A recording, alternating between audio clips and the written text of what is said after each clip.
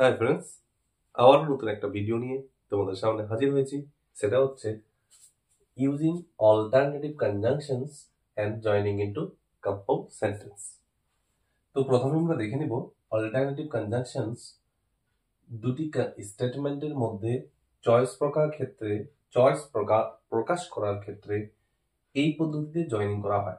দুটি স্টেটমেন্টের মধ্যে যদি চয়েস প্রকাশ করা হয়, দুটো সেন্টেন্সের মধ্যে যদি চয়েস প্রকাশ করার উপক্রম হয়, তাহলে এই ক্ষেত্রে আমরা এই পদ্ধতিতে জয়নিং করি। তো অল্টারনেটিভ কনজাংশন গুলো প্রথমে দেখে নিচ্ছি। অর, আইদার অর, নাইদার নর, এলস, আদারওয়াইজ। তো এই কনজাংশন দ্বারা আমরা এখন জয়নিং ইনটু কম্পাউন্ড সেন্টেন্স তৈরি করব।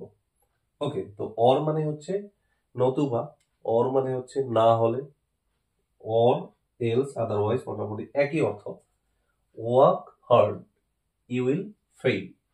প্রথম এক্সাম্পল হচ্ছে ওয়ার্ক হার্ড, তুমি কঠোর পরিশ্রম করো, না হলে তুমি ফেল হয়ে যাবে। তো এটা এইভাবে করতে পারবো, work hard or you will fail. Work hard or you will fail, কঠোর পরিশ্রম করো না হলে তুমি ব্যর্থ হবে। তাহলে work hard or you fail, এটাই আমরা আবার অন্যভাবে করতে পারি।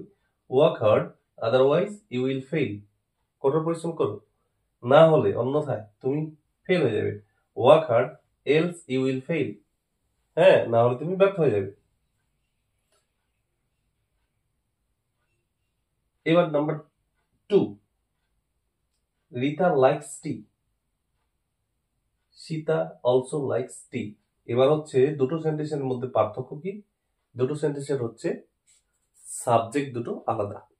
তো আমরা যখনই দেখব দুটো সেন্টেন্সের মধ্যে সাবজেক্ট যদি আলাদা হয়, তো বাক্যটা যদি হ্যাঁবাচক হয়, তাহলে একটার আগে ইদার, একটার আগে অর বসাবো।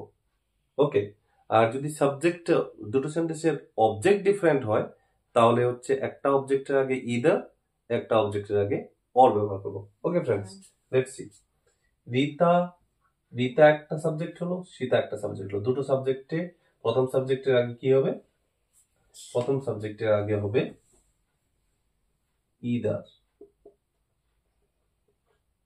Either Rita or Sita likes tea. Rita এবং সীতা দুজনেই কি পছন্দ করে? চা পছন্দ করে। Either Rita or Sita likes tea. Number 3, Raju loves tea, he also loves coffee. Raju চা ভালোবাসে, সে আবার কফিও ভালোবাসে। তো হচ্ছে একটা এখানে হচ্ছে অবজেক্ট হচ্ছে টি, দ্বিতীয় সেন্টেন্সের অবজেক্ট হচ্ছে কফি। তাহলে দুটো অবজেক্ট আমরা পেয়ে গেলাম। তো একটার আগে ইদার দিব, একটার আগে অর দিব। রাজু লাভস কি হবে? Either tea or coffee. Okay friends, এবার 4 নম্বর হচ্ছে the boy doesn't play cricket. The boy does not play cricket, ছেলেটি হচ্ছে ক্রিকেট খেলে না। The boy does not play football, ছেলেটি হচ্ছে ফুটবল খেলে না। তাহলে হচ্ছে একটাই ছেলে, দুটো সেন্টেন্সের সাবজেক্ট হচ্ছে একটা, ছেলেটা, আর হচ্ছে অবজেক্ট হচ্ছে একটা ক্রিকেট, একটা হচ্ছে প্লে, আর বাক্যটা হচ্ছে নেগেটিভ। নেগেটিভ হলে হচ্ছে আমরা নিদান নট ব্যবহার করবো।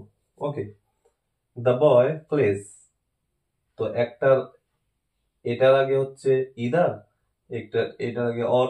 The boy plays neither cricket nor football. The boy plays neither cricket nor football. Hope you understand, friends. Thank you so much.